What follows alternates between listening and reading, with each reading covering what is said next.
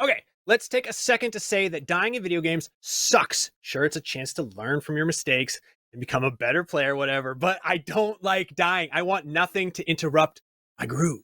But let's also take a second to think about how rigorous it must be for a Reaper to collect all those dead pixelated characters and bring them down to his humble abode. It's gotta be difficult work that I, Seth Macy, would like to honor today. And it's all presented by Have a Nice Death. These are my honorable video game Reapers. Reapers such as Death from Castlevania, who seems to show up in every Castlevania game, but unlike actual Death, not very hard to beat.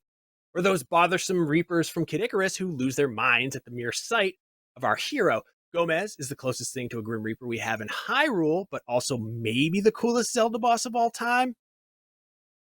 I don't know. I think so. But then, of course, there's Manny from Grim Fandango. Actually, not really the Grim Reaper, but look, is an employee of the Afterlife, so not to get too pedantic, but I'd argue that qualifies. Now, one other busy Reaper that has his work cut out for him is Death. That's right, Death himself from Have a Nice Death, the hand-drawn 2D action roguelike where players get to play as, Death. I mean, it's right there in the name.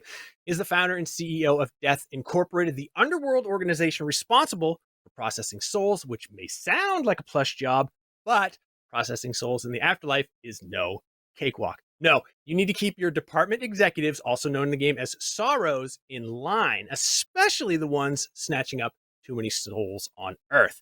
You gotta bring it under control.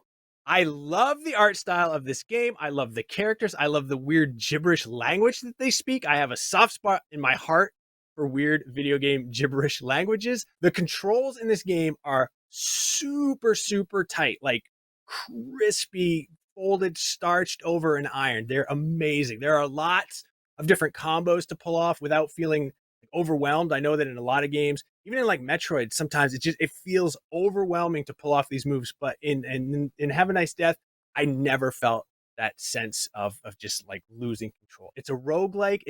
That doesn't feel insurmountable. Like sometimes roguelikes are just miserably tough. This is a challenging game, but if you fail enough times, hey, you unlock easy mode, which is a little humbling for someone like me who considers himself an old school gamer, but that's cool. I appreciate the offer. The levels are designed with a really nice flow. You know, you can just move through them pretty swiftly, and I actually like that. It just feels good. There's a good balance between traversing the levels and battling the enemies. Also, I dig the idea that the afterlife is just an infinite stack of corporate paperwork.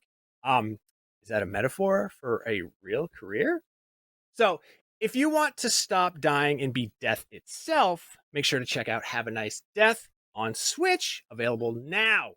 See for yourself if Death belongs in the pantheon of honorable Reapers.